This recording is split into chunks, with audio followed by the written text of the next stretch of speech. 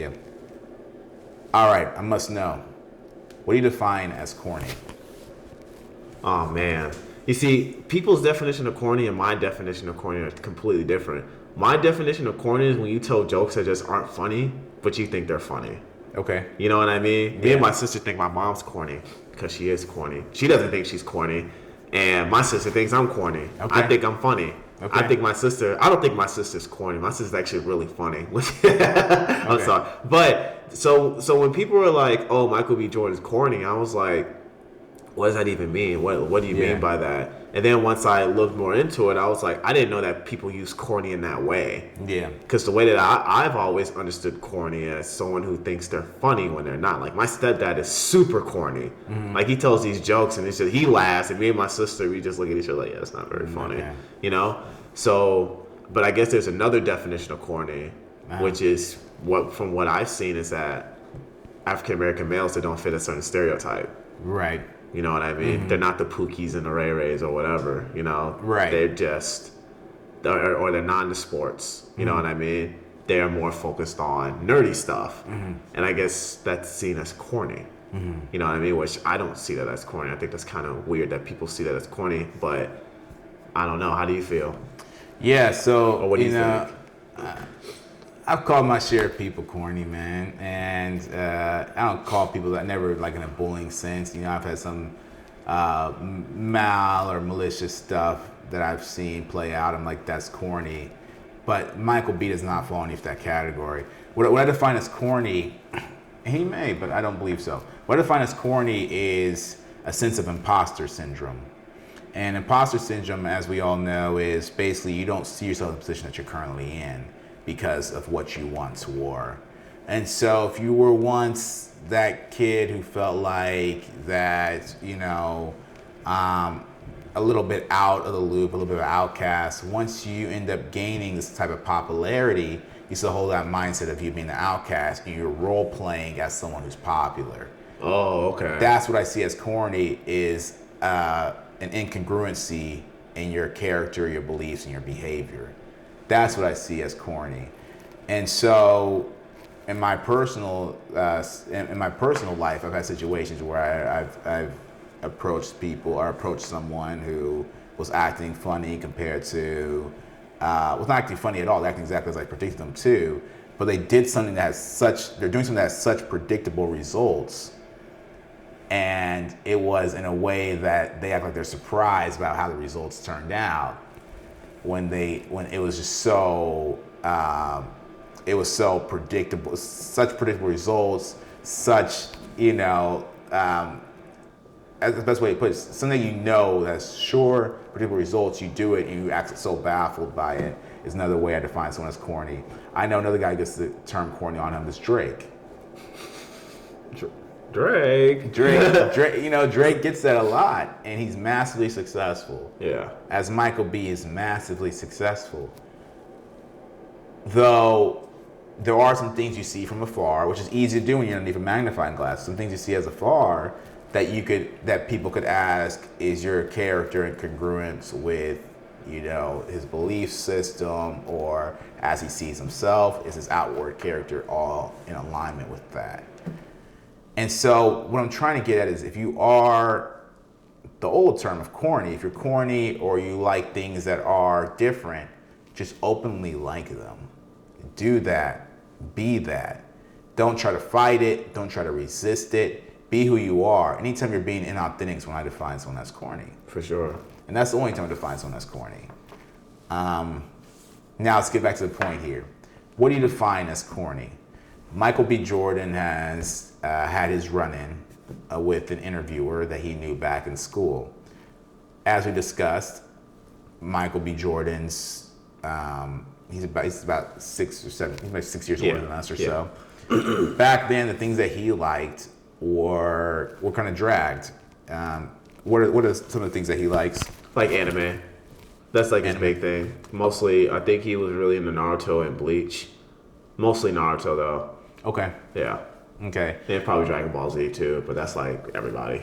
Yeah, probably around that time period. That's probably what Dragon Ball Z is super popular. That's probably what he had all over his stuff. Maybe he had his headshot in one hand and had his notebook with Dragon Ball Z in the other. Yeah. A lot. It's interesting. It's a hard conversation for us to have because anime has influenced so many films. Like we saw The Lion King, which we've talked about time and time again. You can check the link out for that one. But what other things do you think that made him corny or made her see him as corny? And it's not back to the imposter syndrome thing. Let's double down on that first. Reason why I say that the inauthentic pursuit in life, or inauthentic, like the being non-congruent in life, is what I define as corny, or what most people define as corny from outside world. It's not just Michael B. Jordan as an actor. There's another great actor that I like Bradley Cooper. Bradley Cooper talked about how he was not cool in school. He was a little bit nerdier in school. And then once he takes on this role of being really popular and really liked, I think he was people's like sexiest man like 2010 or 2009 or something like that. Because I remember watching an interview after that, and I was just kind of trying to figure out the whole game of the press politics out here. And when he was doing that, you could tell that he's still getting accustomed. He's getting accustomed to his position. It was after Hangover and stuff like that. He's getting accustomed to his position as being perceived as someone who's popular. You see that a lot amongst actors. We're all different. A lot of them were nerdy in school, and they blow up, and now they're that guy or that girl. So, what defines corny to you? Like I said, I just always thought it was just someone who thought they were funny but wasn't really funny.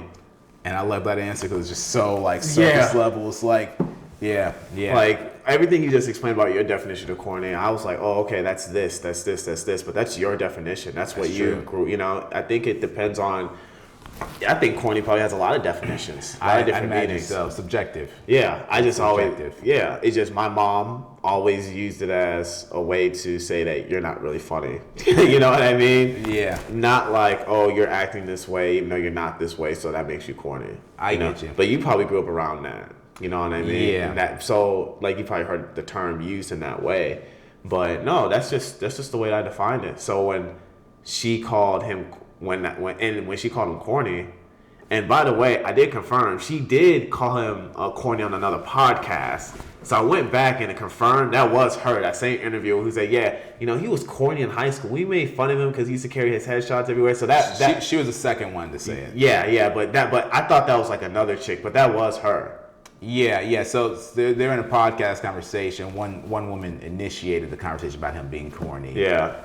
And she's the one who's like, you know what? He was corny. He did carry a headshot. Yeah. So she ended up carrying that torch afterwards. But yeah, they probably just made fun of him because he was just doing something that they just weren't used to saying. Should people give that much weight? Do you care if people call you corny at any point in your career or your pursuit? No. You can't. No, life's too short to be focused on. My bank account ain't corny. Right. Hey, at the end of the day, that's what he can say. My bank account is not corny. Yeah, exactly. It doesn't look like a joke to me. Yeah, you see the people he hangs around. Look at the people you hang around. Dude is best friends with LeBron James, Drake. Yeah, it's crazy. Dude hangs around seemingly good people. We don't know Drake, we don't know LeBron, but they are seemingly good people. Right. He owns his own he owns his own production company where he makes his own movies. Yeah. Like he's one of the biggest stars in all of Hollywood. Yeah, it's true, man. That's true. Think about it that way. Yeah. Yeah. Very true. Yeah, that dude's real corny, right? Yeah, it's true, man. This corny topic's so funny to us. We want to do something that's a little bit different because we don't really talk about pop culture as much as we could, or as much as some people think we should. So we decided to do this one, give it a go.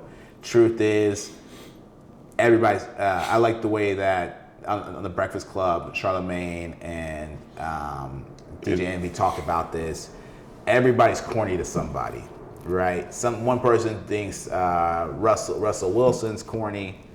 That may be you. Maybe the guy thinks that. Hold that thought. Yeah. And another person thinks that Future is corny. They're like, man, you're Nick Cannon too. You're 40 and you're moving this way, you know, that's kind of corny. And so some people think Nick Cannon's corny, right? And so everybody's corny to somebody. That's just what it is. Is it worth avoiding? No, but with my definition versus Josh's, with my definition, just be authentic, you know, and be true to yourself.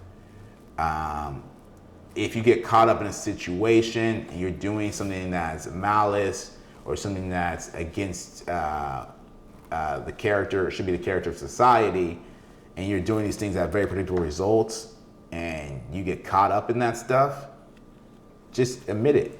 You know, just do that and step away from it. You know, I it goes so many ways, but the biggest thing is just be congruent with yourself. No need for imposter syndrome. You are who you are. You are a one of one.